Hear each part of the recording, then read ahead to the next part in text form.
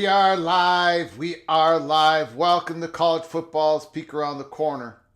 With your host, Greg Pflugar, we cover everything in college football because we love everything in college football. And if you do as well, please subscribe to our channel. Smash the like button if you like our content. Share the video with your family and friends if you want to support this college football rebel outpost with a donation.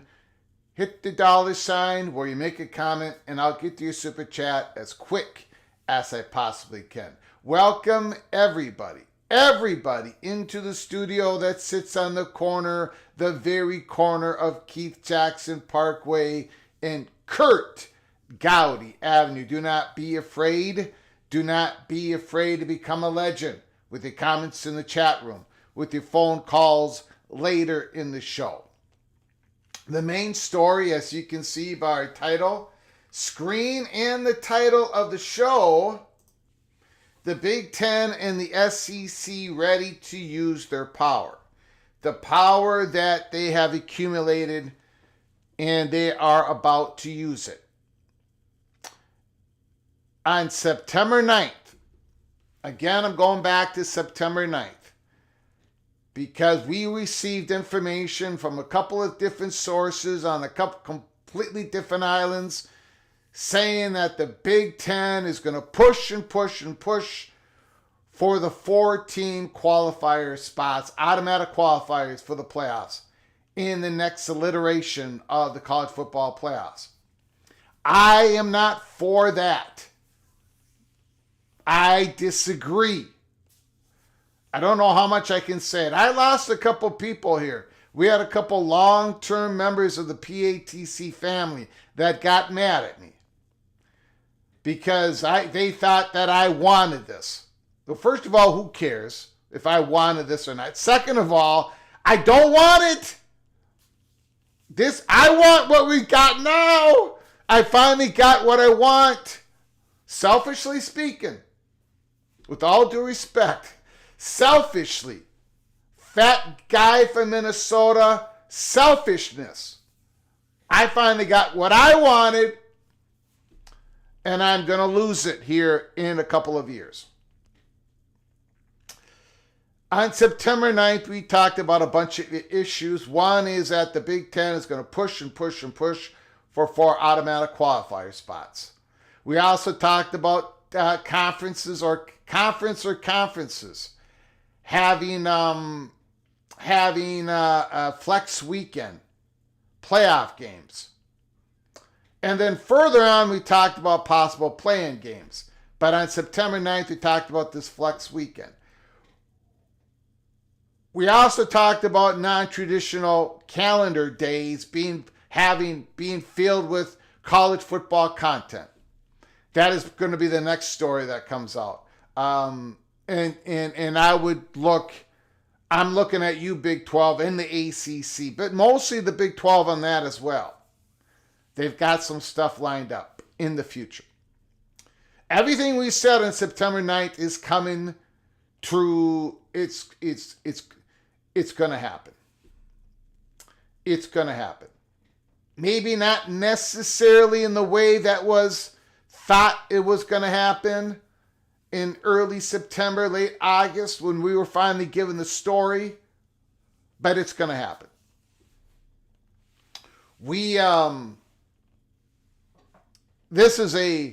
And I will take the L if it doesn't happen, but this is basically a fait accompli. This is about to happen. Ross Dellinger put a report up yesterday talking about how the SEC and the Big Ten are going to meet again. We're going to go through that article. Their advisory group's going to meet for the second time. Even if they were not meeting in this is going to happen. The same sources that told us about the 4 automatic qualifiers that the Big Ten are pushing are telling us this is happening. And a lot of motivations for it. And we're gonna go back into this at the back end of our monologue, but I want to start the show with this. As we described on September 9th, when other people were still talking about the 3-3-2-2, we said, the Big 12 is pushing for 4. And then ESPN reported on it a couple weeks later. Really, the number one motivation is the media partners want it. The media partners want it. They're using their proxy, the Big Ten, to push for it. Fox wants it, NBC wants it, CBS wants it. The reason they want it is they want more and more Big Ten regular season games to have more importance, more value to the Big Ten and their institutions. Just like the expanded playoffs went from 4 to 12, and it raised the value, the importance of regular season games throughout this country, from G5 to the ACC to the Big 12 to the Big 10. The same theory holds if you can have 3 play-in games at the end of the season to determine 3 automatic qualifier spots, while your 4th automatic qualifier spot might be just held as for your conference champion. We're going to get to that here in the back end of the monologue. And I believe what we've been told is the ACC and the Big 12 are planning for the 4-4-2 in a lot of different ways. The power move is going to happen. Let me say it again. I do not like this. I think the SEC is now on board. They would have a different model if they could choose. But they don't have the power all to themselves, and the Big Ten ain't going the SEC way on it. So the SEC has to go the Big Ten way. The Big Ten and the SEC did not accumulate this power to sit on it. They accumulated the power to use it. And that's what they're going to do. So while we were the first to talk about the 4 automatic qualifier spots in any real serious manner, along with a couple other stories on that September 9th that has all come true, we are telling you now on Wednesday, January 22nd, it's going to happen. This playoff system is going to go from 12 to 14, and it might go to 16. Well, it will go to 16 at some point. But we might have a pit stop at 14. But we're going to the 4-4-2-2-1. 4-4-2-2-1-1 for that large. We're heading in that direction. It's basically a fait accompli. We will get back to that. We've got a lot to cover. I know there's going to be a lot of unhappy people in the PATC family. I respect your unhappiness, and I respect others that say, well, this is how it should be, and I respect all the opinions out there in PATC family. But I'm telling you, it's happening. It's happening because, and there's another reason. There's another reason this is happening. And I'm gonna repeat this at the back end of the monologue. You know, the media partners want it for the Big Ten.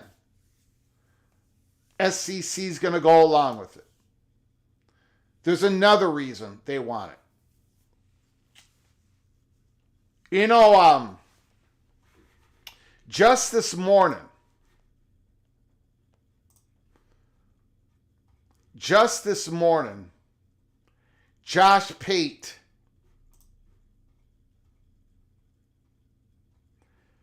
I'm not going to give you the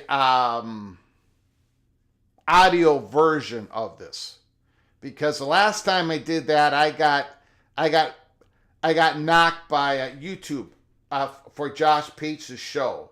So I'm just going to show you real quick. This is Josh Pate talking. And it's ESPN exclusively owning the college football playoffs is a brilliant tactical move for them. I don't know if it's great for the sport overall. This is Josh Pate talking about it this morning. He went on to say, full credit to ESPN for stepping up with maximum investment in college football. Not their fault.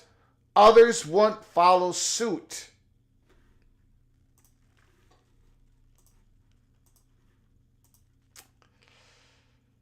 That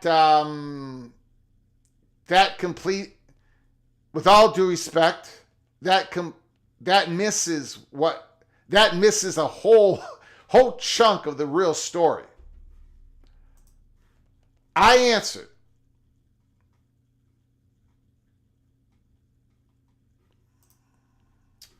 And I answered that Josh Pate tweet and post, and I've talked about this on Peek Around the Corner many times. ESPN owns the New Year's Six bowl games for 5 to 6 more years.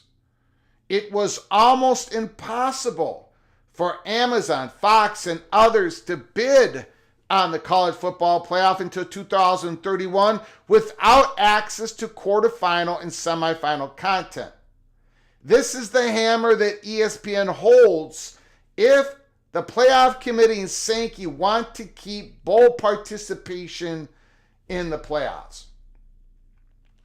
Everybody expected that the New Year's Six bowl games would continue to participate in the playoff system with the quarterfinal and semifinal games. Now, it may not happen. Remember, that contract has not been signed for 2026 and beyond. Sankey wants it to happen. Sankey wants ESPN control over he wants the bowl participation games in the quarterfinals, semifinals. And that's probably something that the Big Ten will, I'm not going to go down that rabbit hole right now, but that's probably something that they will say okay on because, well, ESPN has the contract anyways until 2030, 31, the playoff contract and the New Year's Six bowl games. But this is the reason why Amazon, Fox, and others could not come in. They didn't want just content of the first round games. This contract that goes for 6 more years, Amazon and Fox and others wanted to have access to the championship, semifinal, and quarterfinal games, and that wasn't going to happen. So those others did not want to go in on the bidding. So it's not that others did not want to invest. It's not like ESPN was the only one noble enough to invest in college football playoffs. It's just that they had control of the large part of the meat that was hanging on the bone. Right? I mean, so that is the full story. Having said all that, going back to the motivations of the Big Ten and the SEC pushing for 4 automatic qualifier spots for the 2026 playoffs and beyond. ESPN knows, Sankey knows, SEC knows. What happens in 5 years from now, 6 years from now is a complete unknown, right? There is going to be that big money that's sitting at the side of the table. We're talking about it where the Big 12 and the ACC are looking at it and possibly big streaming giants and everything. They want to have as much control and to push their governance power onto the playoff system, which pushes their governance power onto the regular season system as much as possible for the next 5 years until this playoff alliteration is over and there's a whole new contract. That's another motivation of this. Going back to old guard versus new guard, right? Old guard versus new guard.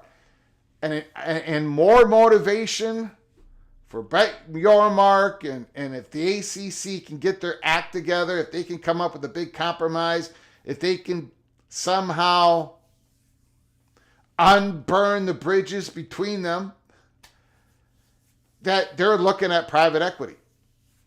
That roadmap, getting on the takeoff landing strip and takeoff strip of an airport, getting ready to have big streaming giants back them in negotiations when it comes to the next media contract. When they enter into that exclusive window with their current media partners, ESPN and Fox when it comes to the Big 12, ESPN when it comes to Disney, when it comes to ACC, and to have some knowingly support behind them when they go into those media negotiations. They want that new guard to be in back of them. Pac-12 did not have that. Okay, we're going to go big into this story of the Big Ten and the SEC. Going to use their power. They're ready to use it, and they are going to use it for 2026 and beyond. Before we really hit that back end of the monologue with that story, I want to do a roll call real quick. I appreciate everybody coming on in. We are here early on a Wednesday. We've been doing that lately because my Wednesday evenings are all backed up. But that doesn't mean that I won't go on live again 2 o'clock, 3 o'clock this afternoon if there's a live breaking story. And we are at the point where there can be live breaking stories. You know, I'm just saying. I ain't saying, but I'm saying. So we could be having 2 live shows today, but I wanted to make sure we get this one in because we got so much to cover. There is so much drama in this off season. Day 2 of the off season, by the way. Day 2. Charlie Atwood's in the house. Tu Mazda, Rock and Rant. The Florida Man, Seminole in the house. Stephen Vitt, Skaven, yes. Jared Jones, congratulations. Mr. Buckeye, I'll see you October 4th. The Evil Badger, Jeff Olson, is in the house. Bo Weevil, Mr. Clemson Tiger, Buckeye, let's go and go Bucks. Caleb Ramirez, congratulations, Mr. Ramirez. Bill G is in the house. Humble Bumble Duck. It's been so cold.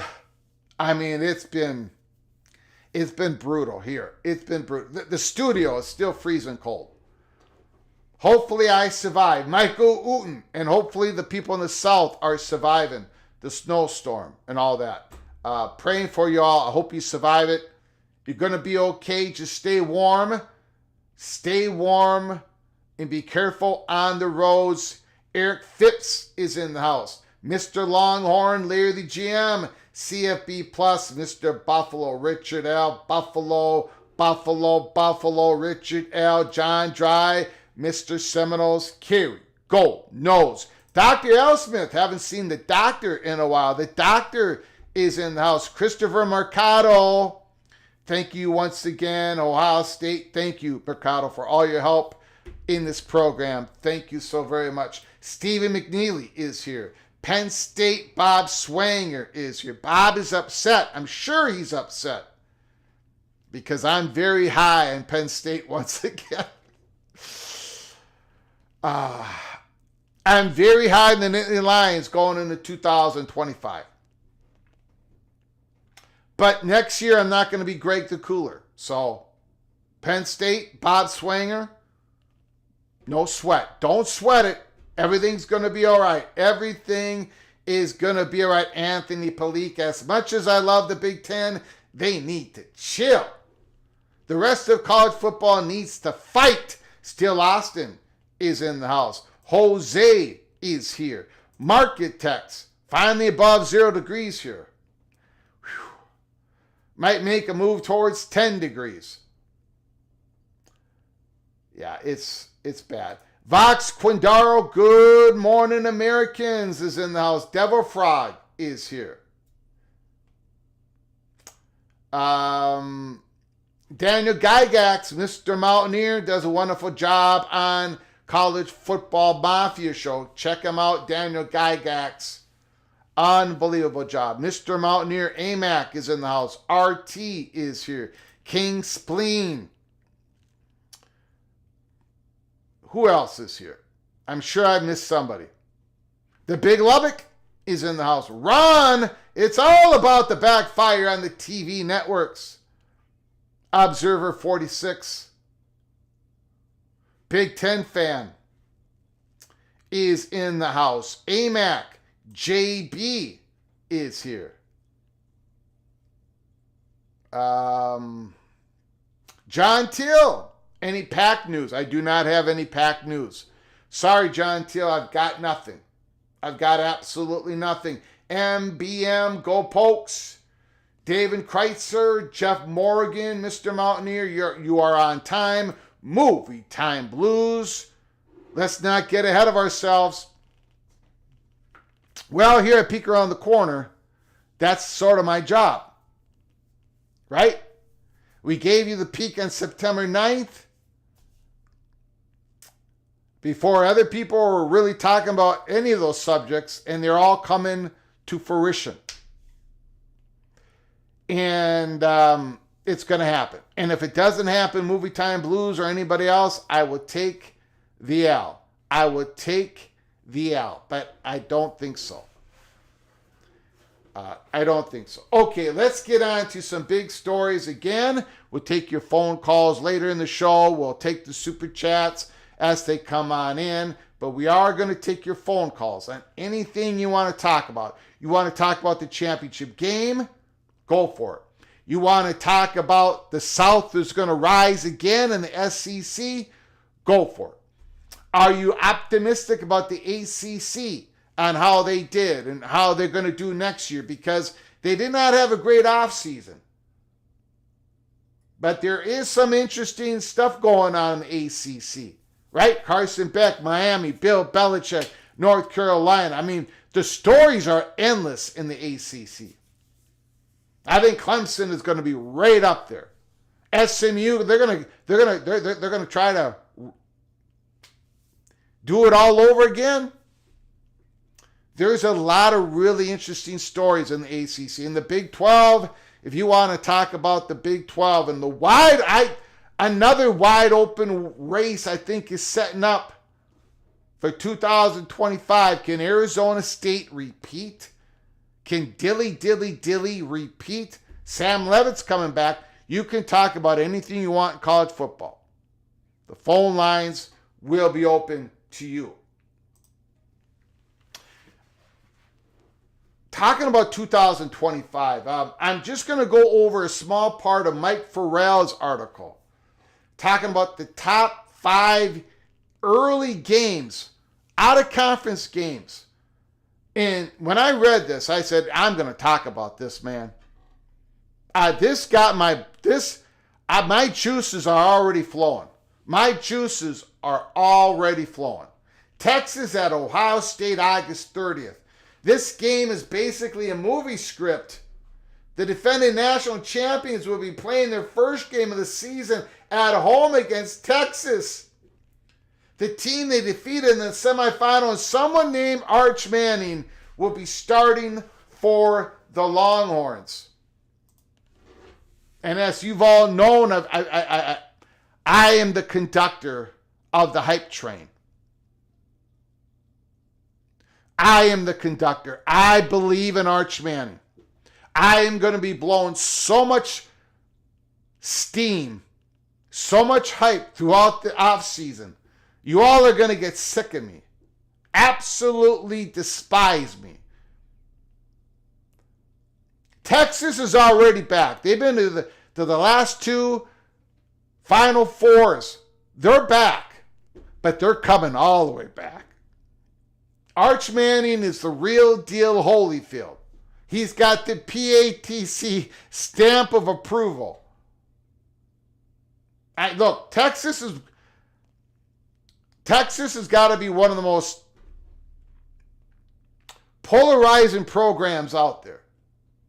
So is it stupid of me to try to add 1 subscriber to this channel? Is it stupid of me to be the conductor of the hype train for Arch Manning? Sure, but I don't care.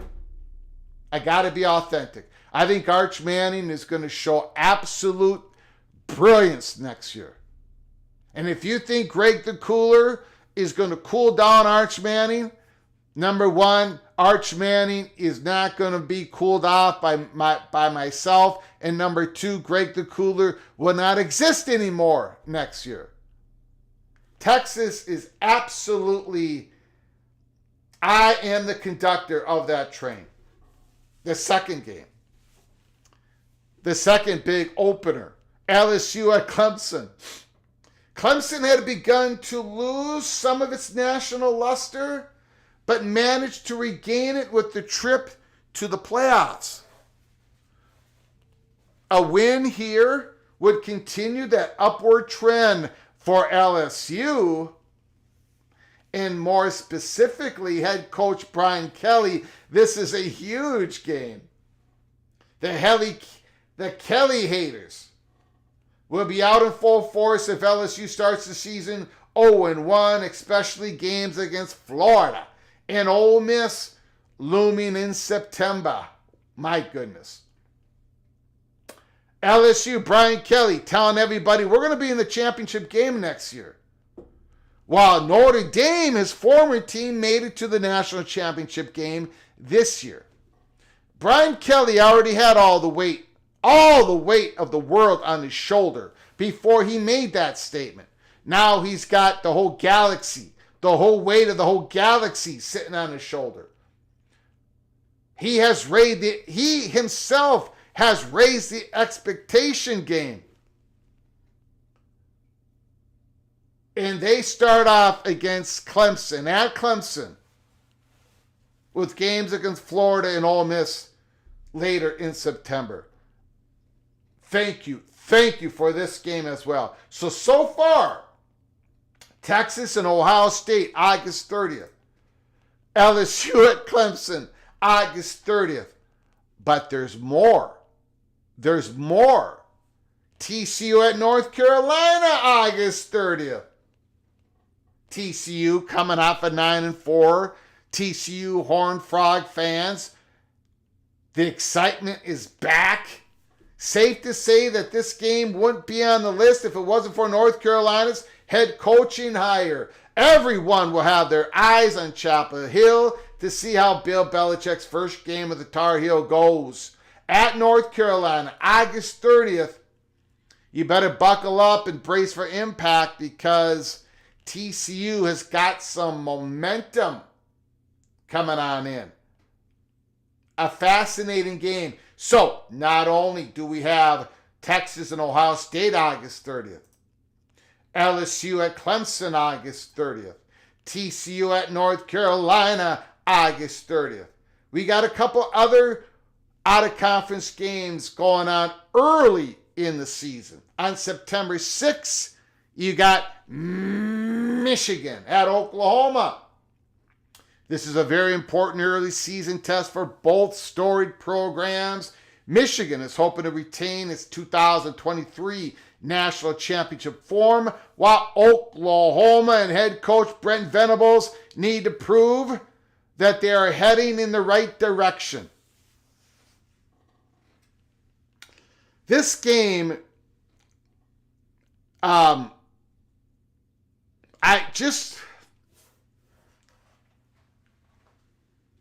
just looking at the quarterbacks, Oklahoma, the new offensive coordinator, right?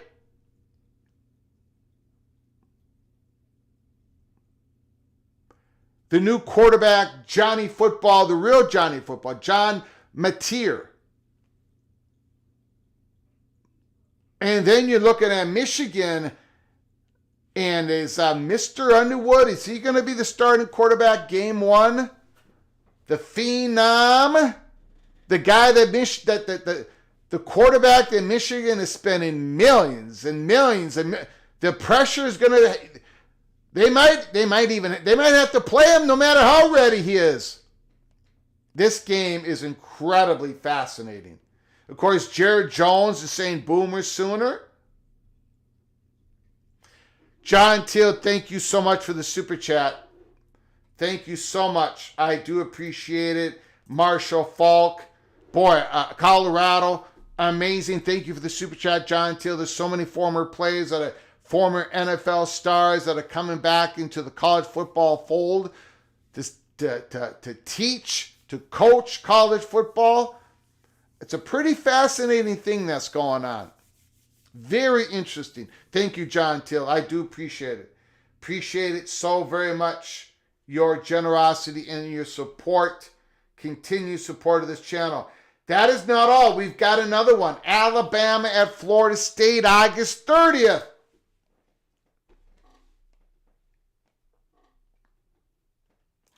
Still Austin. Yeah, we will talk about that scheduling agreement. We will go over that. Absolutely. Alabama at Florida State. Similar to the Michigan-Oklahoma game, this is a measuring stick for both programs. Tide fans are already disgruntled, and head coach Kalen DeBoer after only one season, while the Seminole fans are still numb and or drunk after the painful 2024 season. A victory will go a long way in righting the ship for both programs. Boy, oh boy, that's That's a monster game. Alabama at Florida State, August 30th. And there is more. Brett McMurphy, 2025 season openers. Texas at Ohio State, we talked about it. What about Notre Dame at Miami? Stephen Angeli versus Carson Beck. Mario Cristobal versus Marcus Freeman. Notre Dame at Miami. We talked about LSU at Clemson. What about Dublin, Ireland? Farmageddon. The Cyclones, the Wildcats. That's going to be our first watch party of 2025. Alabama and FSU, we talked about it. Syracuse versus Tennessee. We talked about TCU and UNC. Auburn at Baylor. Utah at UCLA. South Carolina versus Virginia Tech in Atlanta. Just some of the 2025 season openers.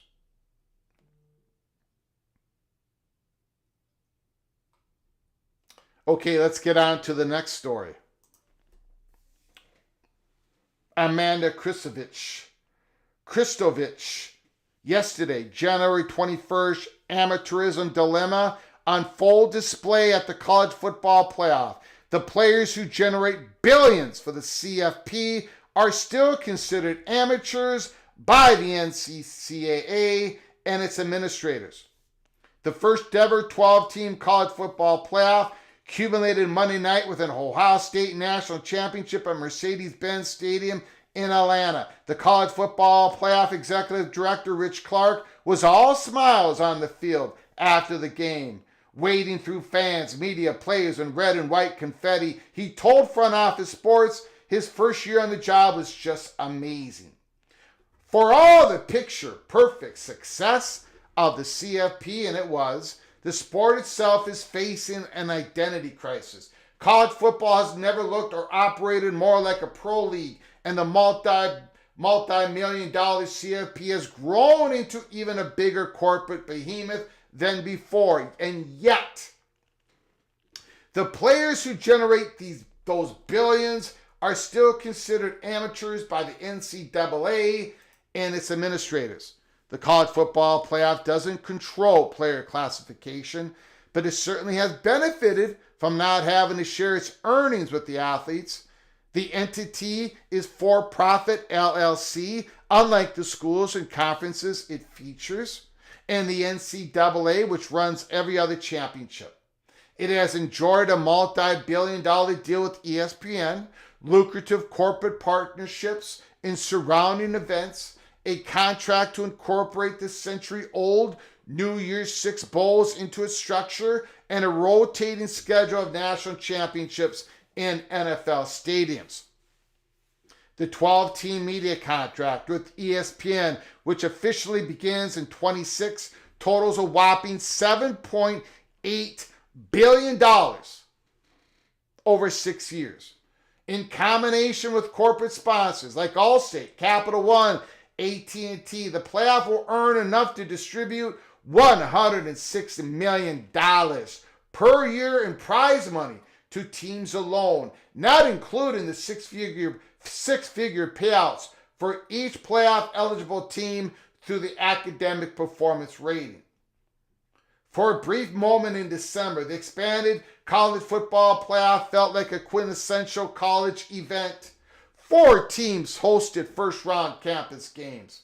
Events marked by the pageantry and tradition that makes the sport unique. From fans braving the cold and the shadow of Notre Dame's touchdown Jesus mural to the Texas Longhorn mascot Bevel trotting into Texas Memorial Stadium. But after the first round, the event swelled into a corporate giant. The quarterfinals, semifinals were played at neutral site bowl games to satisfy lucrative playoff and conference contracts with the New Year's Six. The championship, which is always played in an NFL stadium, was the accumulation of a weekend of festivities that in some ways rivals or has become larger than the men's Final Four, a convention center-sized fan fest, a weekend of the media obligations for players and coaches, and an innumerable number of industry meetings and events. The getting ticket price was $2,000 a seat. And some of the biggest packages included exclusive parties featuring ESPN personalities and their dogs, and tailgates run by corporate hospitality program Rivalries XP. Now, it resembles the NFL, running for an entire month rather than just 2 weeks. The increased number of games, of course, feeds the television revenue, more than doubles the opportunity for corporate sponsors, activations, and gives players more opportunities to participate. But it increases the chances of injuries, which is why the NFL had to collectively bargain with its players for a longer season. Both Notre Dame coach Marcus Freeman and Ohio State coach Ryan Day told reporters this weekend that they've shifted their overall season preparation and practice strategies to ensure they had the attrition to make it through the 16 weeks of football. The athletes have made strides in earning rights since the arrival of the NIL name, image, and likeness era, and could earn even more if the revenue sharing is approved for next season. Ohio State is estimated to have paid its football players $20 million, with part of that funding coming from fan events like the one held by the Ohio State's NIL Collective, the foundation in Atlanta this weekend. But the players seem to know there's more to go around. And that doesn't just mean money. It means health benefits, worker protections, and the ability to maintain their freedom to transfer. Above all, though, they seem to want a bigger voice than their amateurism status allows them. And finally, in the article, just a few miles away from the CFB festivities Saturday, college football players from power conference teams across the country gathered to explore creating a union. Athletes have been treated like employees for a long time. As far as their time commitments, where they're supposed to be, all those things. Jim Cavall, co-founder of athletics.org, the group that hosted the event, said Saturday, it's just now we have the finances being brought into it. But until they get some sort of formal organizing power, the players won't have a say in what the future of college football looks like. College football looks, feels, and earns more money than a pro league will its power brokers ever concede to calling itself one. Now, that article was written yesterday. There was no way that I wasn't going to talk about it today, no matter what the breaking rules, no matter what the breaking news was going to be today. Amanda Krisovich just wrote a powerful, beautiful article. As you know, as I've been saying it since episode 1 of this channel, I am for a CBA, a collective bargaining agreement. It's the only way. Well, it's not the only way. It's definitely the best way. But I have lost faith. I have completely lost faith. It did my heart some good when I saw some players talking about organizing this athletics.org, but these institutions are not buying it. And we're talking about almost a complete consensus. They're not buying it. They do not want their student athletes to become employees. One of the reasons that I have been told, and I have really never talked about this live, and I don't know if it's even been reported live. Or I don't think it's been actually, I don't know. Maybe it's in some article. You can Google it.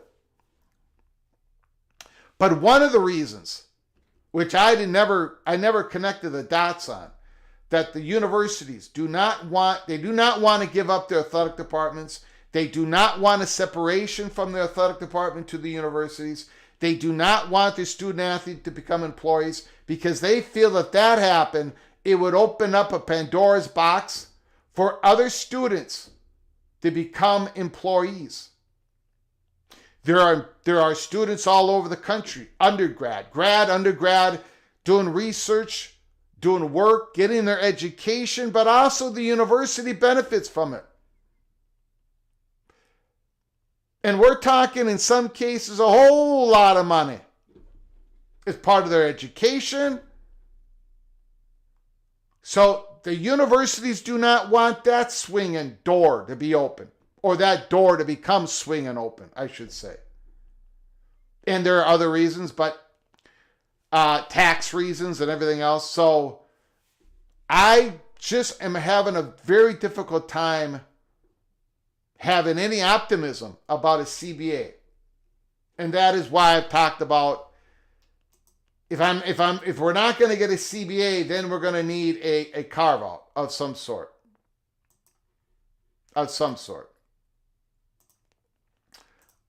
Because it doesn't seem like it's happening. The CBA.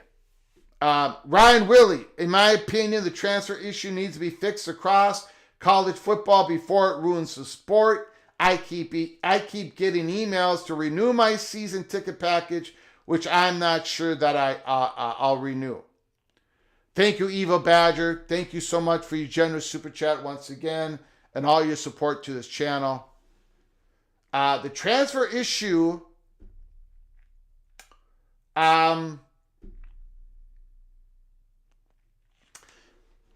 is one of the most difficult issues out there,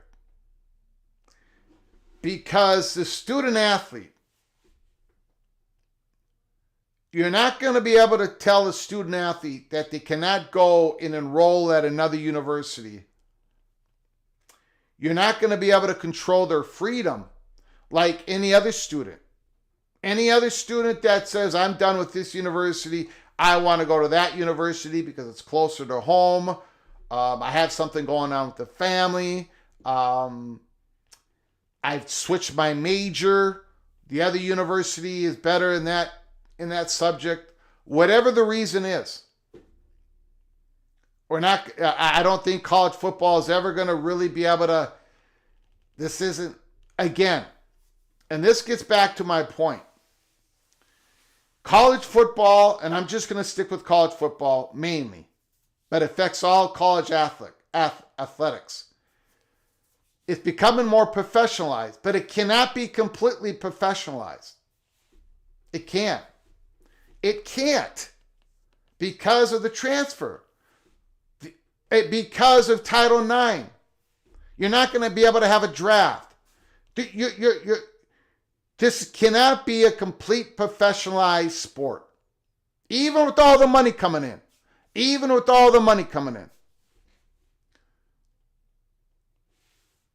The student athletes deserve high compensation, and they're getting it. In fact, this year they're going to get their highest compensation ever. Don't forget that. This year they're going to be compensated higher than ever. But it's still not enough, because they're lacking the health benefits. They're lacking a whole bunch of things that they would get if they had representation in negotiations with the ownership of all this, which is the institutions, to be honest. So I don't know. I mean, the transfer issue, my only again, my speculation, but the only thing you can do with the transfer, which schools are trying to do right now, if a student athlete, under the conditions of what we think is going to happen if the House versus NCAA settlement becomes official, if a student leaves a school and goes to another school, if that student athlete opted in and signed his NIL rights to the athletic department, because that's happening, ladies and gentlemen. It's happening all over the country. It just happened. Players are already opting in. Now, you might say that contract's not legal. Okay. That may go to the courts. You may be right. But players are signing it all over the country. Not just the Big Ten, not just Wisconsin, all over the place. If that player decides to leave, and his contract, he says, well, I'm not going to abide by the contract, then I think some compensation is going to have to go back to the university that is losing that player. Just like in most cases when they lose a coach, when they have buyouts. I think there's going to be buyouts attached to these contracts. There is going to be a way to put some ownership and accountability to the student athlete when they sign that contract. If they don't want to sign that contract, they don't have to sign that contract. They can go somewhere else. Unfortunately, right now, they don't have the collective bargaining. They're going to have to go in there, hopefully with some representation, and they're going to have to make a grown-up decision without the benefit of a collective bargaining agreement. But that is the real world that we're living in right now. Again, I'm looking at this from, I want the CBA, but we don't have the CBA right now. Let me bring up another point. Players have to receive revenue share. Now, not every university is opting in, but most are in the FBS level. So they have to share their revenue to the student athletes per the House versus NCAA settlement. And they can't wait around until this becomes official. They got to be proactive. They got to get it. In fact, a lot of these, they're scared not to have it going on right now because student athletes are actually laboring right now. They're actually working out. They're actually for the 2025 season. So you have to have revenue share. You have to be sharing revenue share with your student athletes, not just your football, but other athletes. Because if you don't, then then when it comes to this becoming official, you're going to be violating the rules, the ruling, and then instead of owing $2.8 billion in back pay for the next 10 years, that's the NCAA organization and these universities, you're going to be owing $20+ billion or more. And then not everyone, a whole lot of athletic departments are going to go bankrupt. They're not going to be able to get off the mat. So guess what? This ruling, this House versus NCAA ruling, you've got to abide by it.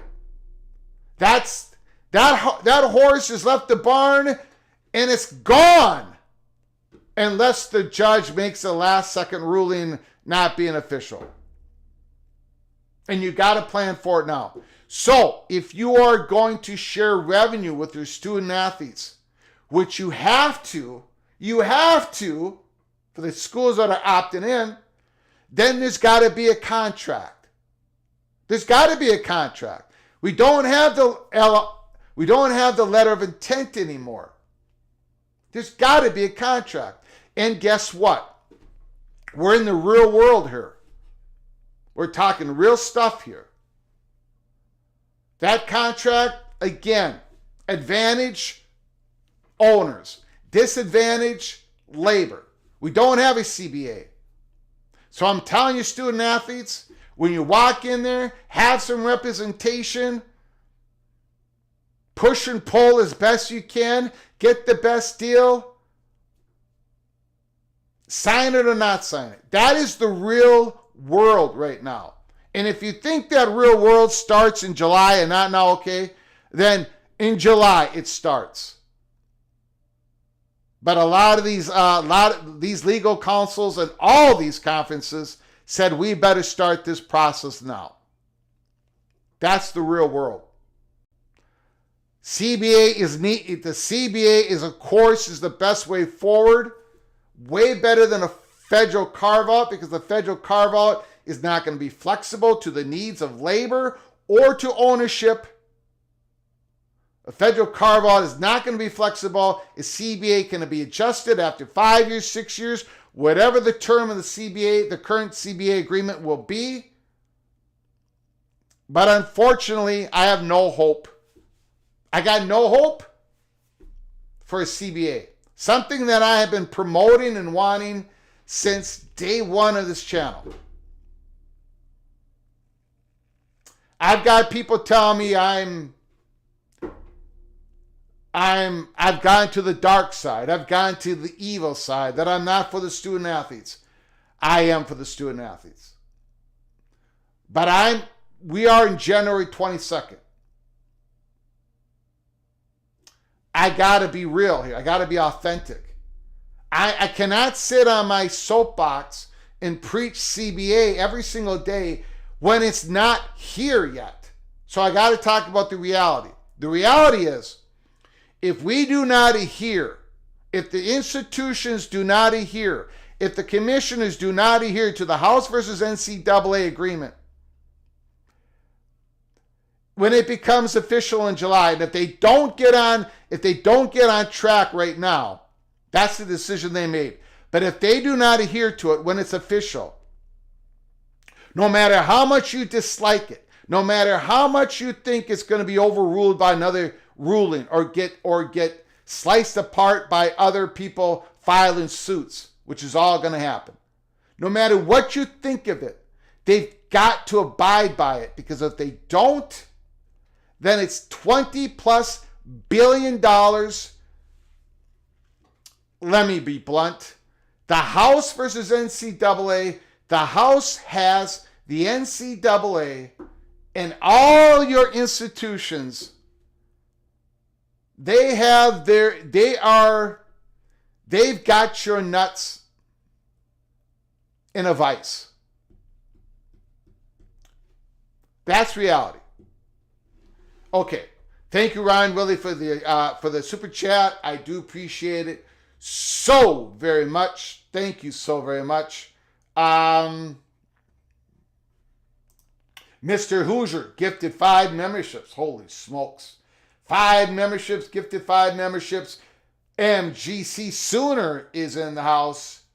Boy, you Sooners are going to have a fun year. And I love your quarterback.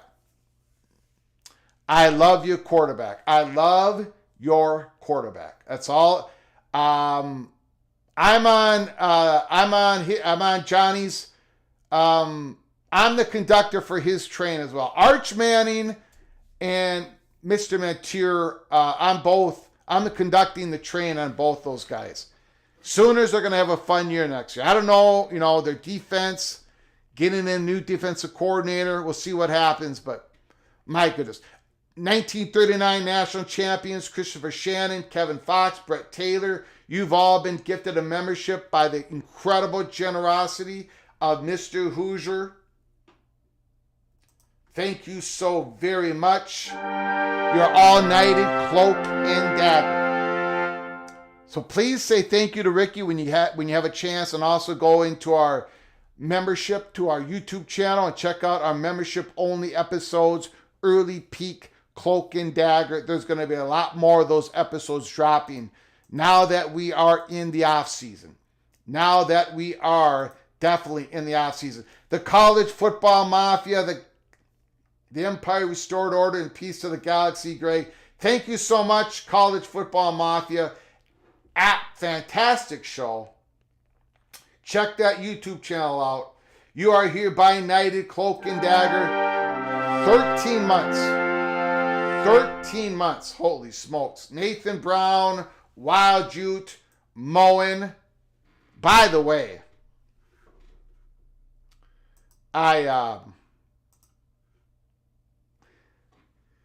congratulations to the evil Buckeyes. I congratulated them on X. I congratulated Moen. I congratulated a lot of people on DMs, Buckeye fans. Congratulations, congratulations, congratulations. People sending me video of their celebration and everything. I guess I was supposed to be cheering for the Buckeyes because of the Big Ten. Nah. No. I was not rooting for the Buckeyes. I was not rooting for Notre Dame. I do not root for those evil Big Ten schools. There's only one team that is not evil in the Big Ten, and that's my beloved Golden Gophers. The rest of you are evil. There's extra evil with the Badgers and the Hawkeyes. I was not rooting for the Buckeyes. Congratulations on your win. But here I am. It's very cold outside. And yesterday we did not do a live show. I had to do a whole lot of errands. I had to take the wife out. We went out for a beautiful lunch. We did a lot of great stuff. We went shopping. I said to Mireille, I said, I'm going to get away from college football for a little bit, for a day. I love college football. It runs my life. But I don't. This is good. I'm going to get away for a day, and I'm going to get away from this Ohio State Buckeye celebration that I'm supposed to be so happy about, and I still don't understand why, because they're not the Golden Gophers. So I'm going to get away from you all for a moment. So I go into Menards. Menards, I don't know if you know Menards. Menards is big in Minnesota. It's, appliances. It's basically a gigantic hardware store. It just has a whole bunch of stuff in it.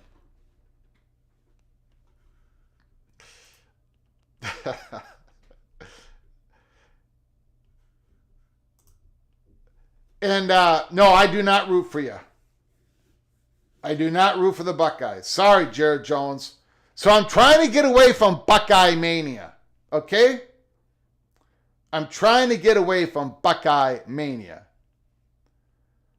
Trying to get away from it all. And I go into Menards and I'm looking for a new shower head. I'm going up and down the aisles. I'm completely lost. I asked a young lady, where are your shower heads? Aisle 7. Going to aisle 7. Looking at the shower heads. I took a picture on my phone. I should have downloaded it. There it is, right in front of me, trying to get away from Buckeye mania. I look, the shower heads, and there it is. Shower head, the brand name is Moen. M-O-E-N.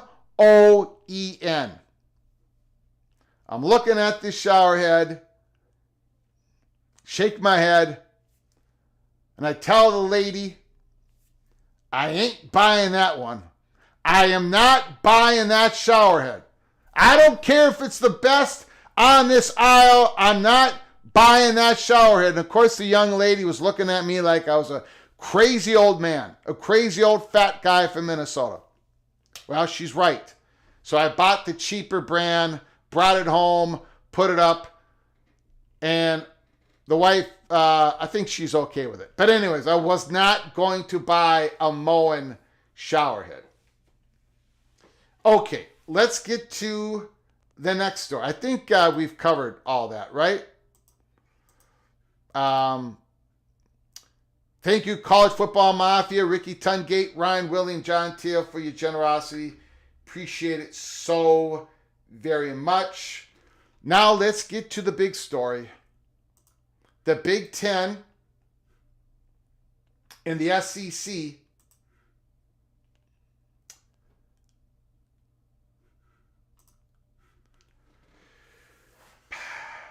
using their power that they've accumulated. Today, early this morning, Ross Dellinger, Yahoo Sports. Sources, SEC and the Big Ten to hold a second athletic director meeting to explore college football playoff format changes and more. And more. And then we're also going to go into the possible scheduling agreement between the SEC and the Big Ten. Is a 14-team college football playoff with multiple automatic qualifiers per league possible? The SEC and the Big Ten are scheduled to hold a second joint meeting of their athletic directors next month, where conference leaders are expected to deeply explore the future of college football playoff format. The meeting is set for February 19th in New Orleans. Comes a week before, which is important, comes a week before the CFP commissioners meet in Dallas to discuss the future of the playoff, its format and governance structure. Those with knowledge of the meeting spoke to Yahoo Sports. The SEC and the Big Ten's gathering marks a second step in the budding relationship between the two leagues that announced a partnership last spring. The athletic directors met in Nashville in October, a historic event and one of the first gatherings of the two major conference administrators in recent NCAA history. The February 19th meeting is expected to focus on CFP format and governance, as well as to transition into a post-settlement world with athlete revenue sharing. The NCAA and Power League's landmark settlements of the House case is up for approval in April and implementation in July. But perhaps the most interesting topic is the expanded playoffs future format. As part of an agreement struck last spring, the Big Ten and the SEC believe they have the authority over any change to the playoff format starting with the 2026 postseason, the first of a new 6-year extension of the CFP. Changes for the 2025 playoff. Changes for the 2025 playoff, unlikely at this point, require everybody agreeing, right? We talked about that a million times. There's probably not going to be any changes for next year's playoff because you need everybody on board. 2026 and beyond, you do not. While executives agreed on a future revenue distribution model last spring, weighted heavily for the SEC and the Big Ten, a future format was not finalized. But certain protections were agreed upon, including an automatic spot for the 5 highest-ranked conference champions, a 12 or 14-team field, and qualification guarantees for independents like Notre Dame related to their place in the rankings. The format is a decisive topic at times. Many expect the Big Ten and perhaps the SEC too this time. And we here at PATC believe they are now completely on board, will again propose a format that assigns multiple automatic qualifiers to single conferences. There is discussion of a 14-team model that designates 4 automatic qualifiers each to the SEC and the Big Ten, 2 each to the ACC and the Big 12, 1 to the best 5 group of 5 champion, and 1 at large intended for Notre Dame if it finishes ranked inside the top 14. Or if not, the next highest ranked team after the automatic qualifiers are selected. Officials describe it as the 4-4-2-2-1-1 model, with the top 2 seeds receiving a first-round bye. It is a way, too, in limiting the subjectivity and the power of the selection committee. And probably the most important words out of that paragraph is right here. there is discussion. There is discussion. It's going on right now. It's going to be going on when the Big Ten and the SEC meet in New Orleans.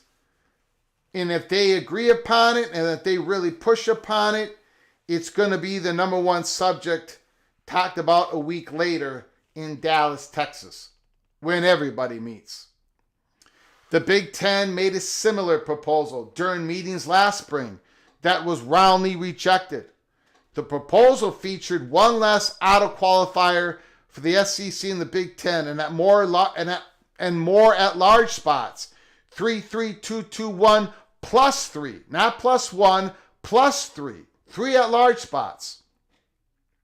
In either proposal, conference championship games likely become less valuable, and reimagined championship weekend could feature conference play-in games for automatic berths, something that Yahoo Sports reported last month. We're going to get more into that after we're done with the article. I'm going to tell you the latest steam that has been given to me.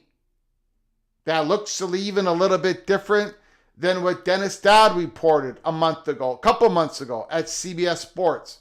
We're going to get to that in a moment. On Sunday, in an interview with ESPN, ACC Commissioner Jim Phillips says his league is weighing possible changes to championship game weekend, suggesting a play-in style tournament. The conference championship games are important as long as we make them important, right? Phillips said. Do you play 2 versus 3? You go through the regular season and whoever wins the regular season, just park them to the side, and then you play the second place team versus the third place team in your championship game. So you have a regular season champion, and then you have a conference tournament or postseason champion. I know there was a lot of pushback on this when this was first reported, but I'm telling you, there is a lot of discussions around what Phillips just said. In other words, there is no true conference championship game anymore. The regular season champion is called your champion, and they are number 1 for your conference, and they are going to the playoffs. And they will not even be playing. This is gathering a lot of momentum. That team will not even be played. They won't play on championship weekend. There will be some celebration for that team. The head coach will be interviewed. There will be players on midfield. They'll give them some trophy. Then the rest of that weekend, that championship weekend, is playing games.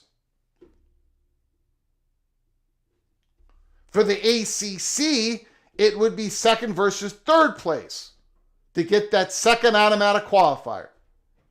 For the Big Ten, there very well could be 3 play-in games. For the SEC, 3 play-in games.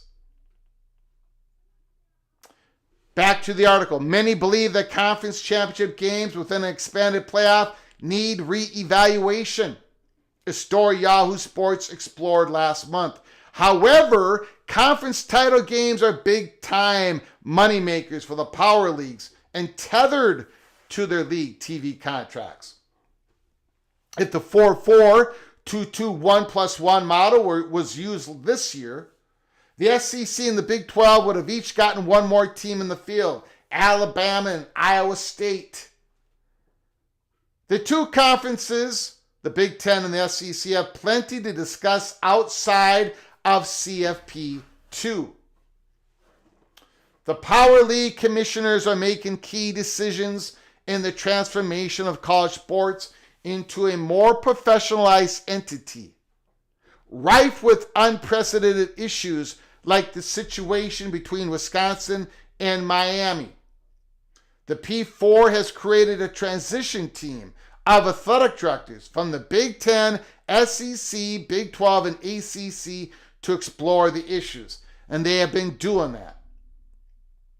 They have been doing that. And then when I say there's a gentleman's agreement, this is what I'm talking about. These 4 conferences are trying to get across the bridge, trying to get to the settlement, trying to get to implementation of the ruling of revenue share and how everyone's going to act. But I got to look, again, I've taken shots at Sankey and Petiti over many, many months. The Power League commissioners making key decisions in the transformation of college sports into a more professionalized entity. I think in many ways, Petiti and Sankey have completely failed. Failed to communicate. At least that part. Failed to communicate this transition into a more, not complete, it can't be complete, a more professionalized entity. Again, I don't want to go down that rabbit hole today. Back to the article. The leagues are responsible for creating a new infrastructure to manage and enforce the capped revenue sharing concept as part of the settlement. Schools will be permitted to distribute NIL paid directly to the athletes at a capped amount of $20.5 million next academic year. In other words, if you're a school and if you distribute more than $20.5 million directly from your athletic department, you have violated the rule. Even though this might be crushed down later by the courts, by the Supreme Court, there's still a rule that's created here per this settlement. Because if you do not adhere to the settlement, then a lot of schools are going to go bankrupt. That is the hammer. We are the nail. Schools will be permitted to distribute NIL pay directly to the athletes at a capped amount of at least $20.5 million next academic year. A new enforcement arm, not the NCAA, will feature a clearinghouse that will approve or reject agreements between athletes and third parties that are affiliated with a school, such as boosters or booster collectives. This clearinghouse team will have college administrators over the last several weeks in an effort to educate them on the process, have met with administrators. The schools have already geared up to go above the revenue pool cap. Schools have geared up to go above the revenue cap. They're looking at loopholes. The situation with the settlement got more cloudy last week with the Department of Education's guidance around Title IX. I don't want to go down that rabbit hole. We've talked about it. When the two conferences, the SEC and the Big Ten, met last October, athletic directors also discussed a scheduling arrangement with one another between the SEC and the Big Ten. Such moves could generate additional revenue to the leagues, presumably from television networks seeking matchups of the biggest brands in the sport. Discussions are expected to go beyond the regular season, with the possibility of what officials described as an overhauled postseason for those programs not advancing to the playoffs. Administrators are exploring ways to arrange more matchups that pair teams from the two leagues as opposed to their current bowl agreement pairings. The bowl agreements expire after the 25 season. Why are they doing this? Why is the SEC and the Big Ten looking for a regular season scheduling agreement, looking for a post-regular season scheduling agreement with the bowl tie-ins between the SEC and the Big Ten? It's all an effort to generate untapped revenue at time when schools are bracing to spend more than $20 million annually in an athlete revenue sharing concept tied to the House antitrust settlement. To that end, SEC school executives continue to discuss adding a ninth conference game starting in 26. Big Ten already plays 9. The conference is somewhat split on the concept, and a requirement for any ninth league game involves receiving extra revenue from ESPN. Revenue. Everybody is looking for more revenue. Let me say this. It is why I'm going to go ahead and pop this again. No, I guess I'm not. I don't have it saved anymore. It is why the athletic director of Notre Dame said in public, which he has said in private to the ACC, we want to schedule Clemson every year. The athletic director of Notre Dame, he wants to change his scheduling agreement with the ACC because he believes, and a lot of people believe, the Big Ten and the SEC are about to scoop up a whole lot more money with the scheduling agreement between themselves, coming from ESPN and Fox. And by the way, in return, Fox, CBS, NBC, Peacock, they're all going to want to extend that contract, to extend that current media contract with the Big Ten. And ESPN is going to say, okay, ninth conference game, that's a little bit more money. Scheduling agreement with the Big Ten, you're going to be having more home games with Big Ten. We're going to be bringing in those Big Ten markets on ESPN. Okay, we'll give you more money for that. SEC, we'll give you more money for that. But in return, we're going to have to extend that media agreement. Notre Dame sees all of this. And as we have reported to you, Notre Dame has a sliding scale contract with NBC. NBC protected themselves just a little bit with Notre Dame. They've got criterias. They've got scheduling criterias. It's important for Notre Dame to be able to show a schedule, a home schedule that is high in whatever metrics NBC is using. Notre Dame needs to reach that highest level. And having ACC schools rotated through Notre Dame's South Bend, Touchdown Jesus Stadium, it's going to fall short some years. At the time when the SEC's getting more money, when the Big Ten's getting more money. By the way, not only that, but the ACC looking for new revenue streams, the play-in game, playing a non-traditional.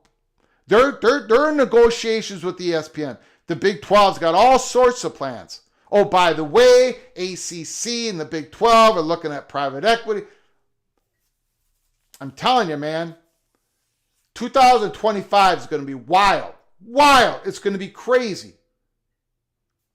So Notre Dame, at the very, look, they had a great football season. They're making a lot of money, a lot of sponsorship money. Notre Dame is not crying poverty. But the athletic director is making sure that, look, can we have Clemson every year? Why do you think he's asking for that? Because he wants to maximize his media revenue with NBC. Kerry Gold knows, great, they're going to mess around and lose a lot of eyes on TV if they push their luck. It wouldn't be the first time a sport has taken a huge hit because of the mismanagement and stupidity. Kerry Gold knows, thank you for your super chat. Appreciate it very much. Kerry Gold knows, I think what he's saying. I don't want to put words in his mouth. If the Big Ten and the SEC push for 4 automatic qualifiers each, people are going to be turned off and there are going to be less eyeballs on the product. Thank you, Kerry Golden Nose, for your super chat. I appreciate it so very much. Thank you for your generosity once again. A lot of people would agree with you. Ryan Willie, thank you for your super chat. Menards based in Wisconsin. I thought they were based in Minnesota. Regardless, they had Moen, shower heads. I did not like that. I did not buy one. Thank you, Ryan Willie. Thank you for your super chat. I appreciate it so very much. I do agree in some part with what Kerry Golden Nose just said. And I'll put that up in a second.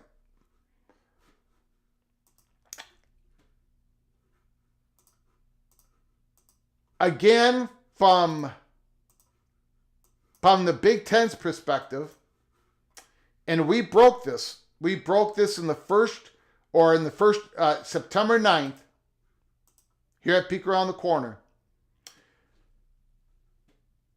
The main motivation to this for automatic qualifiers is for their media partners. And to have as many Big Ten football games, regular season, mean as much as possible. Just like we expanded the playoffs, it expanded the bandwidth of how many regular season games were deemed important by the college football fan. The Big Ten media partners want to create that same thing, saying 4 automatic qualifiers. It's certain. It's baked in. So when everyone's watching the Big Ten race, we're going to have playing games. So it's probably going to be, it could be 1 versus 2. And then 3 versus 6, 4. It very well could be in the Big Ten. The champion of the regular season gets the championship. And now it's 2 versus 7, 3 versus 6, 4 versus 5. This 4-team automatic qualifier that the Big Ten's going for, it would at least engulf into what they're thinking, the 5th place team and the 6th place team, for them to have a shot to get to the college football playoffs. So the race to get to the 5th spot, to get to the 6th spot, is going to be important in the last couple weeks of the season. So that is going to have strong interest for the teams that are, for like 2 weeks left in the season. The Big Ten teams that are like 7th and 8th and 9th and 10th in the standings, that they could still possibly get to the college football playoffs if they get to the top 6 or however the system is, and then they win that play-in game. SEC's looking at the same thing.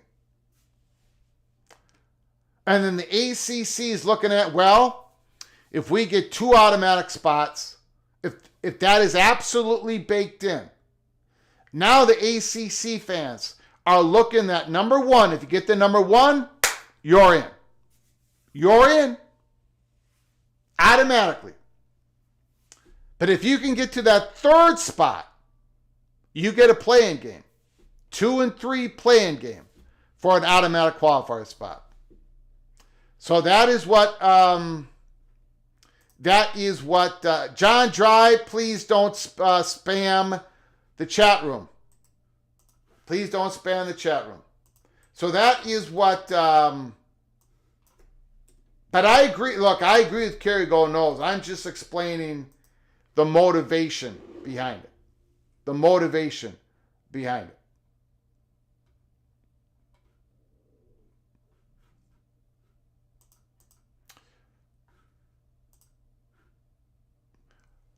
Okay.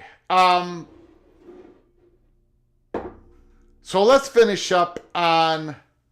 I got a lot of DMs. Holy smokes. Holy smokes. So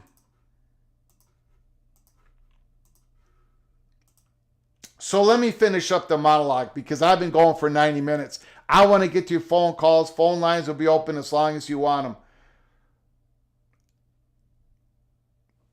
Here at Peek Around the Corner, we believe this is a fait accompli. that the Big Ten is going to get their 4, the SEC is going to get their 4, the Big 12 is going to get their 2, the ACC is going to get their 2. And there are going to be some playing games. I don't think it's going to be a flex weekend anymore. I think it's just going to happen through conference championship weekend. And I think it's going to look different like it's looked before. Maybe there are going to be conferences that are still going to have that conference championship game. Maybe the Big 12 will still have it. Maybe the 8, maybe. But there are going to be playing games. More revenue for these larger conferences. And then they're hoping that the regular season becomes more important. Even more important for a larger number of teams going into the last 2 weeks of the regular season. The scheduling agreement between the Big Ten and the SEC, something is going to come out of that. Now, maybe it's just going to be the bowl post-regular season. Maybe that will be the only scheduling agreement. Maybe they won't be playing each other out of conference. But something is going to happen. And the Big Ten and the SEC are going to get more revenue out of that.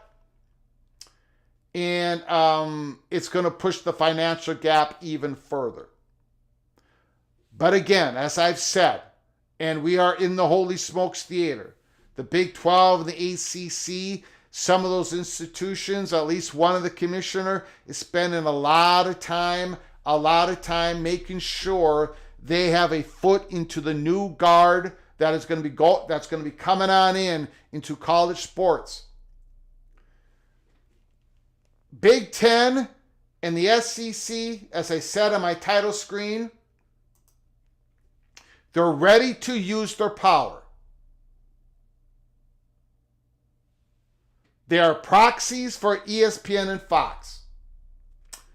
While Brett Yormark is working on making sure, while his relationship with Fox and ESPN is all good, that he can have a foot into the new guard. A reliable future partnership with big money that is out on the sidelines right now.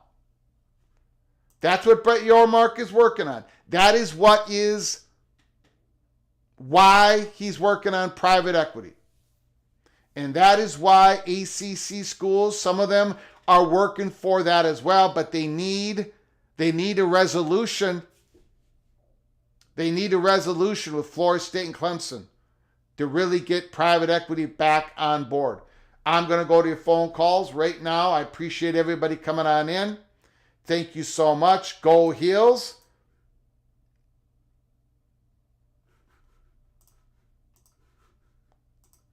Phone lines open. 763-260-1333. Thank you for your patience. I appreciate everybody's patience. I knew it was going to be a long monologue. We had so much to go over.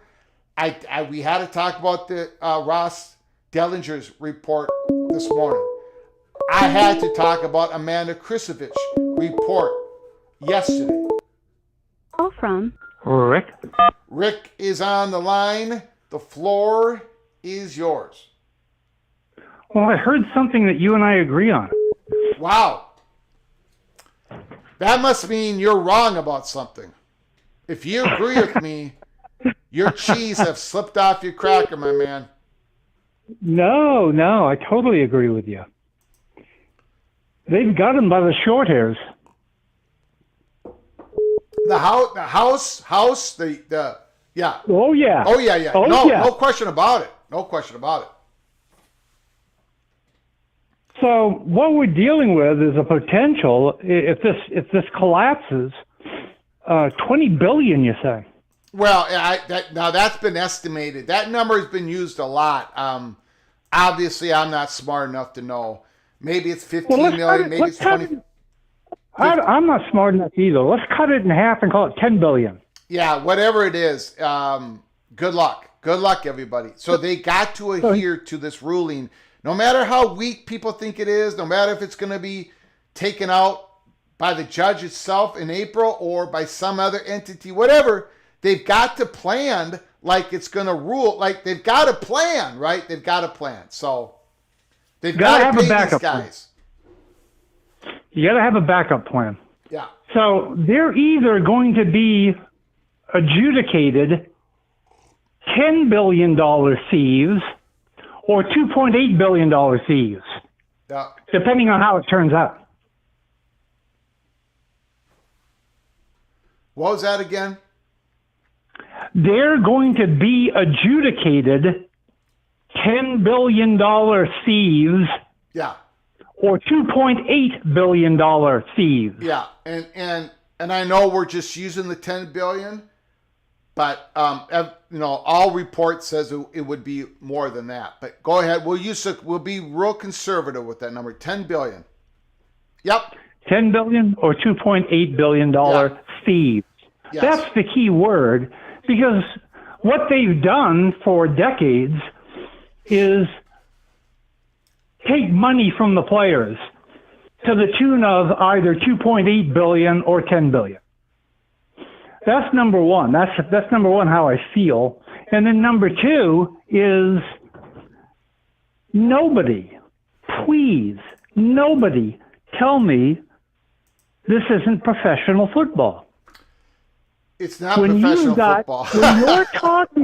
when you're talking $2.8 billion versus $10 billion, you're talking about a professional football league.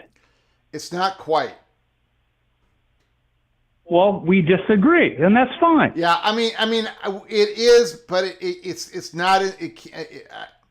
But it's not. Like, there is stuff going on with college football that wouldn't happen in the professional leagues.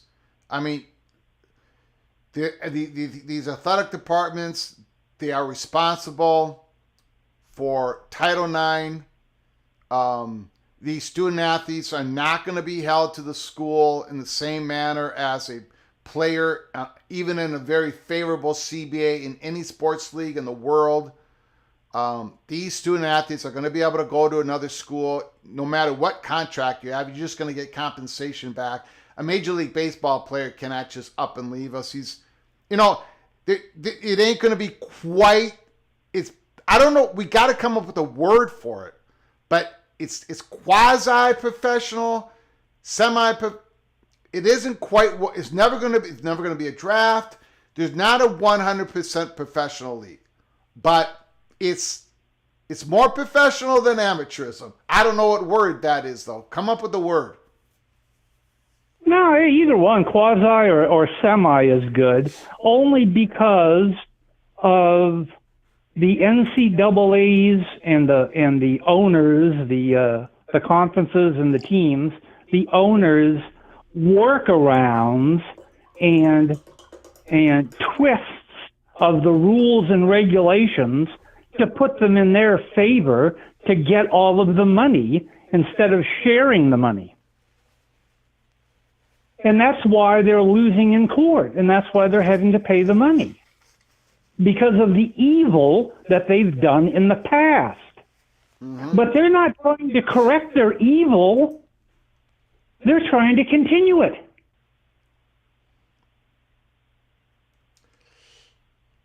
Yes, I think there should have been, going back to Tony Petitti and Greg Sankey. I understand their presidents are not for employees and not for a CBA. I get all that, but there is a way for Tony Petitti and Greg Sankey to at least communicate and say, look, there's a reason why this settlement didn't go our way. There's a reason, we know we got to do better.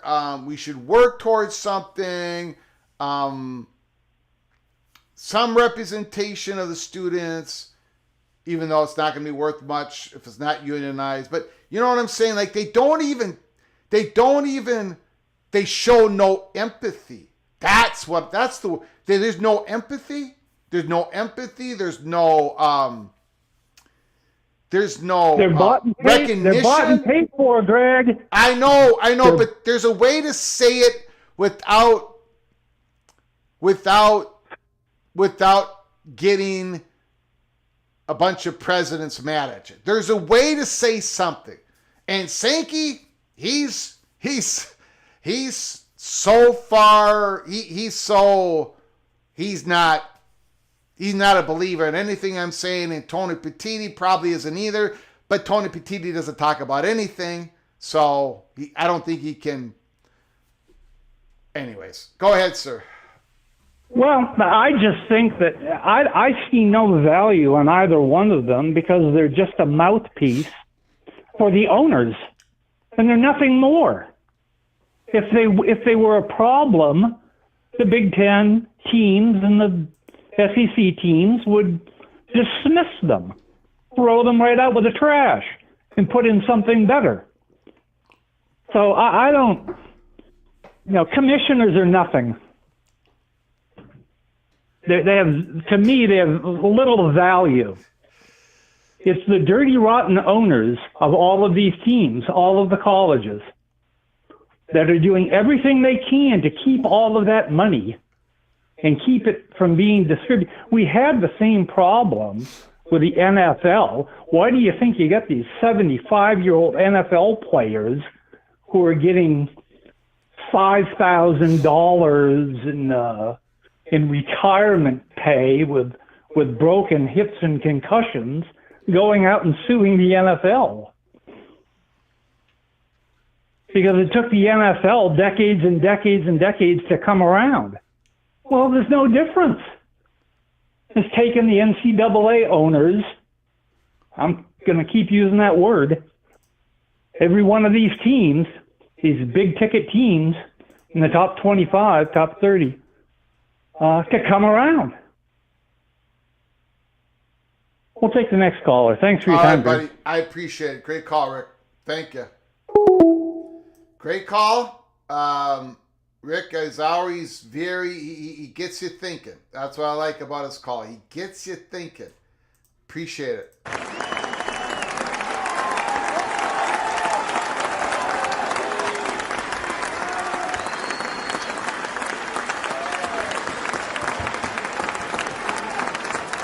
Phone lines are open, 763-260-1333, 763-260-1333. Give me a call. Talk about anything in college football that your heart desires. We had a big old monologue. We've covered a lot of ground. Petitti woke up on third base and thinks he hit a triple. I'm with the caller, just some crazy stuff going on.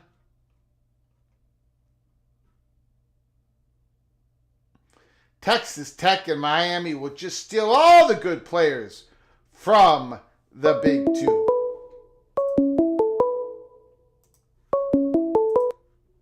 From Movie Time Blues. Movie Time Blues, you are on the line. The floor is yours. Yes, I like to comment on the request by the Notre Dame athletic director to play Clemson.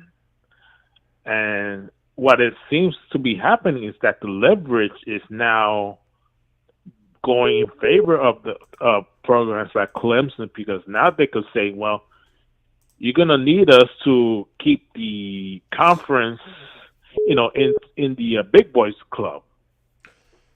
So if they're going to have a deal, Florida State could also make some noise on that as well. I was having a conversation with somebody, and I was like, somebody who one of the many voices, I won't get into it, but I was like, well, geez, I mean, the ACC should not bend the knee on this, right? The ACC should not say yes to Notre Dame. But this person said, well, what if what if it's a way for, if Notre Dame did play Clemson every year, what if this was a way for Clemson to get a little bit more revenue out of the deal? Like Clemson gets a special allotment because they're going to be playing Notre Dame every year. Then I asked, what would you do? What would you do with Florida State? And they say maybe they can make an arrangement with Florida State with some other out-of-conference powerhouse. They can do the same thing. And he came up with a few names, but of schools that might be willing to do that. So again, it's quite interesting. I mean, again, there is a strategic reason why the athletic director wants that. And it ain't because it's easier, more victories. It's going to be less victories for Notre Dame, but it does secure, I believe, their highest.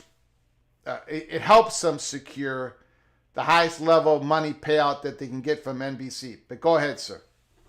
Right. So now, we still have the uncertainty of whether they can continue with Stanford and Southern Cal.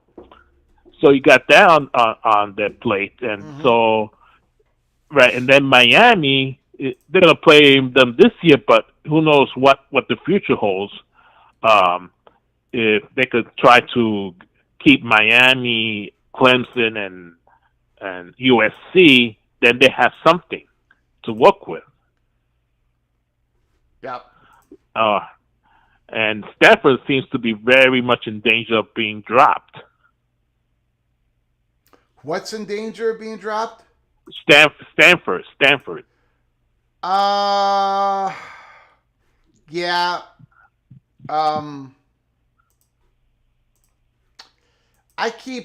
Yeah. I keep getting mixed messages on that whole Stanford thing. So I don't know where that is going. I don't know how they're going to schedule that going forward. Now, if they still insist on playing at the end of the year in the state of California, maybe Cal becomes a factor.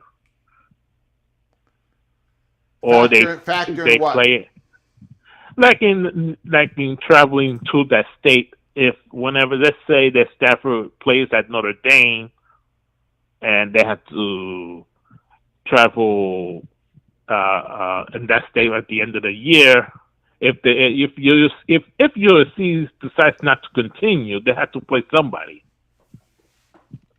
Yeah, and a lot of this is tied into what happens between the Notre Dame USC rivalry.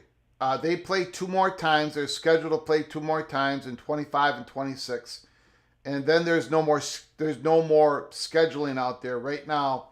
And there has been a lot of steam. In fact, I did a live show on it probably a year ago, more than a year ago, or maybe not, maybe 10 months ago, in regards to USC seriously thinking about dropping that rival game. Not completely, but not have it for every single year. So if that doesn't continue to happen every single year, that's going to have effect on Notre Dame and what they do, because Notre Dame's always going to want a game in California. So could that influence like what you say, California, Berkeley? Could they play, if Notre Dame is not playing Stanford that year, they're going to have to play. Maybe that affects California scheduling in the future. Maybe there's more California Notre Dame games, because Notre Dame's always going to want an away game in California every year. So they used to trade out between Stanford and USC. They always wanted to go to California once a year. Right. Yeah. Yeah, and now there's a reason why they advocated for both. So they have options.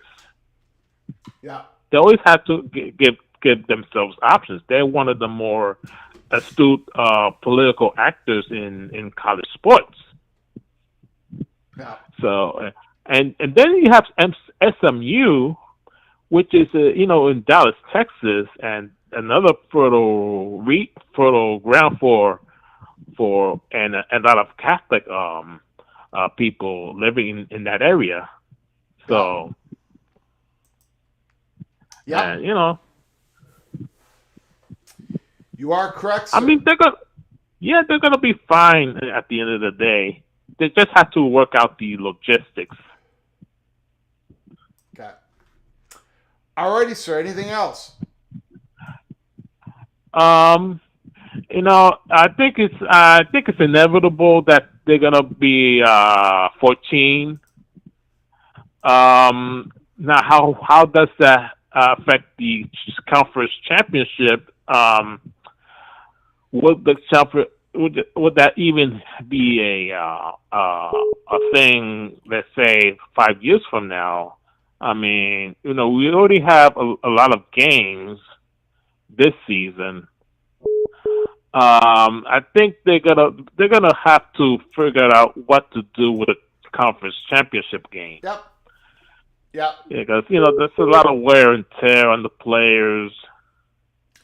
You know, at some point, you know the players gonna say, you know, how much can I last in a particular season? So they have to, you know, make a serious determination on how long they can extend the season. Yeah. All right. Yeah, I'll talk to you later. Okay. All right. Movie Time Blues. I appreciate the call, my man. Great to hear Sure. from you, sir. Okay. Beautiful.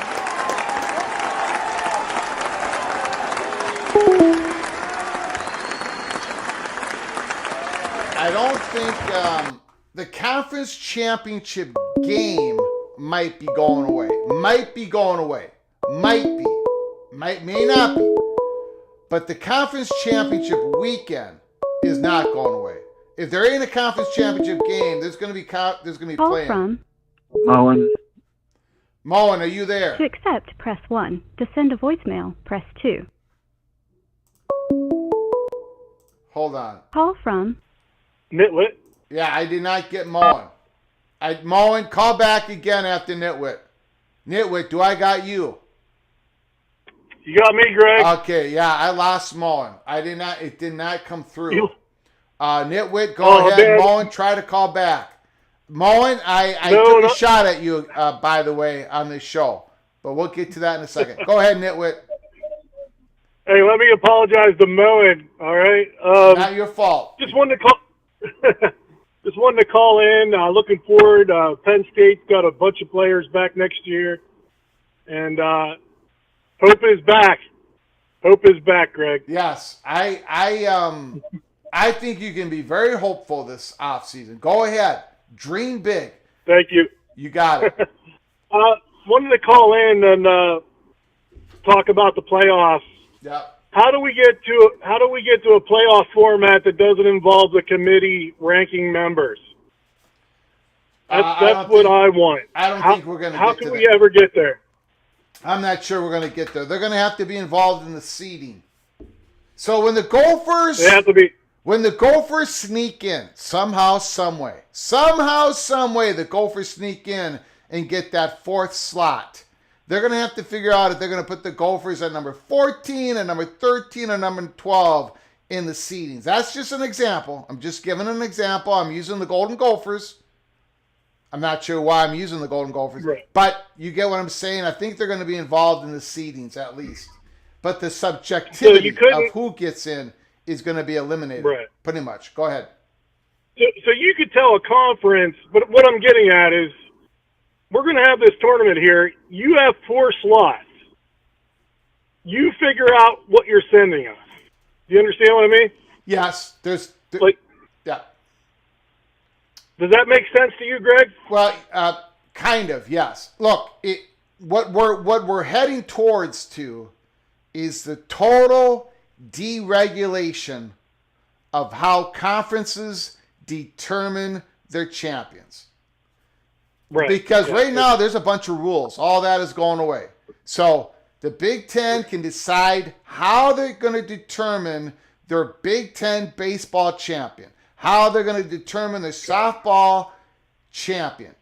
Right now, it's heavily regulated. There is some wiggle room on how many teams. Some conferences invite all their teams to these tournaments. Some don't. Whatever. But they're highly there is some, like, you got to do this, you got to do that. In this new world, it's going to be totally deregulated because these conferences are so different, so much different sizes to them. So the Big Ten, if there's 4 automatic qualifiers going to the tournament, the Big Ten, they're going to do whatever they want to do to determine those top 4. And I think there's going to be playing games. I think there's a whole new revenue stream. I think it's going to increase the value of the regular season. I think the champion of the regular season is going to be protected. They might not even have to play that weekend. Whatever. Yes, the Big Ten, all the conferences are going to get the power to say, this is our champion, and these are the other teams that are qualify to the tournament. And I think that's great news. Any way that you can get objectivity, if we can get some parameters around what's a team in versus, hey, here's a committee of people deciding who gets in. Now, I understand, like you said, the rankings. How does the NFL do it without rankings? So you just go who has the best record? Oh, yeah, that's all figured out. Yep. Right. So, you couldn't go well, this team has the best record, or they have the best strength of schedule, so they'll get a home. No, they don't. They'll get a home bye or something like that. Yeah, they've got division winners. Right. Yeah. I mean, they get to play. They get a home game. You couldn't do that. Right. You couldn't do that in college football. That's why you would need some committee to, even after you said, "Hey, here's our 4." You're in a playoff system. Yeah, you have to seed them somehow. You couldn't. I don't think you would automatically slot them into a seeding. I see what you're saying. I don't think you can do that. I think there's going to have to be some sort of committee for the seedings at least. All right, buddy. You take care now, Greg. You got it. Appreciate it. Thank you so very much. Moen, if you're still there, give us another try. Moen Vision, Mr. Buckeye, give us another try. He's probably going to call and yell at me, but go ahead. Give another try, Moen Vision, if you're still out there. If you've given up. Call from Moen. Moen is in the house. And I think I'm in trouble. Did you hear about my showerhead story? I did, Greg. Why would you deny your family and loved ones access to a wonderful showerhead provided by Moen? You know they make the best plumbing fixtures in America, right? I took a look at it, and I told this lady who was just an innocent bystander, I said, I'm not getting that one. I'm not getting that one. Because it's Moen. But I did not bother to tell her about the Buckeyes whooping up on Big Ten, whooping up on the country, becoming the national champion. I didn't think I needed to go down that rabbit hole with her, but she looked at me like I was a little bit strange. Let's just say that. I can't understand why that is. But go ahead, sir. Well, to be fair to you, Greg, anybody who would go out in this cold is definitely strange. We hit 17 below here yesterday. Woo! My. Yeah. My, oh, my. But I just wanted to call, make a quick notice. Interesting information about Notre Dame. Sounds like the ACC members are getting sold up the river yet again by Jim Phillips. What do you think? I mean, do you think, are we going to be sitting here next year or this year talking about some report that Ross Dellinger is going to report on, or Brett McMurphy? Are we going to be sitting here going, Notre Dame's going to be playing Clemson every year? Notre Dame got their way again. Are we going to be talking about that? Well, we're probably going to be talking about the next thing Notre Dame asked for, which is going to be to just handpick their ACC schedule entirely. and be eligible for their for their regular season championship, Come on. and be eligible for their conference championship game without being a member. And Jim Phillips is going to give them all that, so not a shock. People wonder why I have such an intense dislike for the Notre Dame Fighting Irish, and that is why. Wow. It's pure arrogance. They take what they want. They've basically forced the ACC to accept Stanford and Cal, Yeah. and bring up a G5 school. That was all Notre Dame's lobbying to do. Florida State, Clemson, North Carolina, and to an extent North Carolina State said, no, we don't want that. Yeah. And they said, oh, well, you guys are three of our biggest programs, but we don't care what you think because the guy who's not even a real member, Notre Dame, said they want Stanford and Cal. And by the way, the Stanford game, they do get to play that every year, and it doesn't count as an ACC game. Is that what it is? Okay. That's what it is. So and now you're going to have them playing. It counts Clemson every other year, or what? No. It's never counted as an ACC game. Wow. It's just a permanent rivalry for Notre Dame between two quote-unquote ACC schools. But yeah, that's what's going to happen with that Clemson game. Is that going to be an ACC game? Or is that going to be a new one where it's, well, that's a permanent, but it's not counted as an ACC? Oh, jeez. But, I mean, how far off are we from Notre Dame coming into the ACC and saying, okay, well, yeah, we're going to continue to be partial members. We'll take Clemson, Boston College, Pitt, Georgia Tech, and then you guys get to pick one. The remaining, everybody else gets, a crack at us every 20 years. Yeah, every time I think Notre Dame can't laugh at everybody even more, they do it. I mean, it's just... Well, again, it's the ACC and their leadership. They've got weak leadership. They should never have renewed Jim Phillips, obviously, but I'm sure Notre Dame had something to do with that as well. Yeah. But it's weak leadership by the ACC, and that's why I think ultimately the ACC is going to be the league that gets left by the wayside. I think Brett Yormark has a very forward-thinking vision in the Big 12. It might not be a vision that everybody in his conference even agrees with, but at least he has a vision. Jim Phillips' vision doesn't extend any further than pleasing Notre Dame. We are going to learn a lot here in the next couple of weeks about ACC. There is going to be some reporting on the ACC coming up here real soon. So it is quite chaotic. And so we're going to get a taste of what Phillips can get accomplished or what he can't get accomplished here real soon. And we're not going to have to wait for very long. I mean, we're going to know in a couple weeks here what the hell is going on with the ACC. So buckle up, everybody. All right, Greg. I just wanted to call in and complain about the Fighting Irish. Yes. I'm not going to sit here on the phone and gloat about the 9-time national championship Ohio State Buckeyes, who were the number 8 seed and won the first 12-team playoff.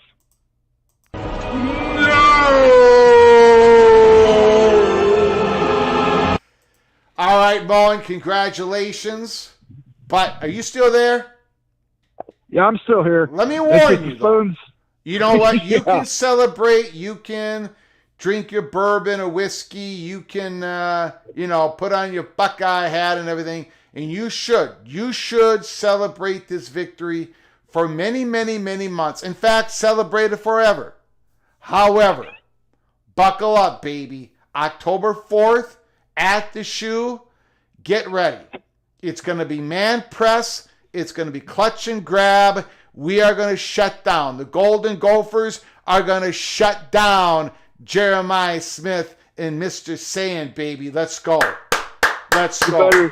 You better have some excellent triple coverage. You're shutting down Jeremiah Smith. That is a dude. That is a dude, Greg. So right. Take it easy, brother. I'll talk to you later. See you later, sir. Appreciate it. Great call by Moen.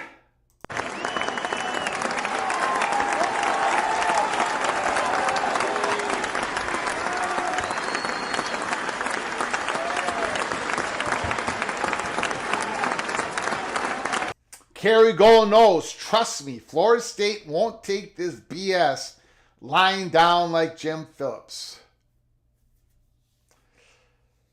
Yeah, the problem with Florida State is they can never, oftentimes they can't get the majority of the ACC on their side. That's the problem. Notre Dame, we'll see, man. The next couple of weeks are going to be so very interesting. So very interesting. I'm glad we're doing this show today to get everything. We've talked about a lot of stuff. The Big Ten and the SEC, they're going to use their power that they've accumulated. They're going to use it. This is a fait accompli. This is going to happen. But there is a lot of interesting stories coming down the chute. It's going to be a crazy, wild off season. I hope if you haven't done so, I hope you subscribe to our channel. Subscribe now if you haven't. Turn on those notifications. We can come on live at any time, and we are going to be doing emergency breaking news live shows during the off season. In this, if not this month, next month, we maybe possibly today. So buckle up, brace for impact. Make sure you are subscribed and have those notifications turned on to our channel, because I'm not going to, sometimes I give you guys a hint, a wink. Sometimes I'm pretty out forward saying something's hitting tomorrow. But sometimes I'm just going to be coming on live. So you've got to have those notifications turned on. We don't go by any schedule here at Peek Around the Corner. You got to always keep your head on a swivel. We cover breaking news. Sometimes we break the breaking news. We do everything in between. So I do appreciate you all coming on in on a Wednesday, early morning or early afternoon, or late morning, early afternoon, depending on where you are in the country. I appreciate you coming on in. We could come on live again later today. So keep your head on a swivel. We talked about so much on this program, but the big story is the Big Ten and the SEC are ready to use their power. They're meeting in New Orleans here in the middle of February, a week before they go to Dallas to talk with the Big 12 and the ACC and the G6 conferences. They're getting them ready to use their power. Jim Phillips and Brett Yormark, they are anticipating what is about to happen. They're making arrangements. They're making deals. They're talking to their media partners about a different type of championship weekend. So it is going to happen. It is going to happen. I hope you stick with us here at Peek Around the Corner as we go into more college football off season. I want to thank John Till, the Evil Badger, Ryan Willie, Ricky Tungate, College Football Mafia, and Kerry Gold Knows for your support, your generosity. Thank you so very much. I want to thank the phone calls that came in and the chat. I do appreciate it. But we are going to close this up now. But again, keep your head on a swivel. Things are going to get a little testy around here, especially in ACC country. Until next time, from all of us at PATC to all of you, please, you all take great care of each other. Thank you so very much.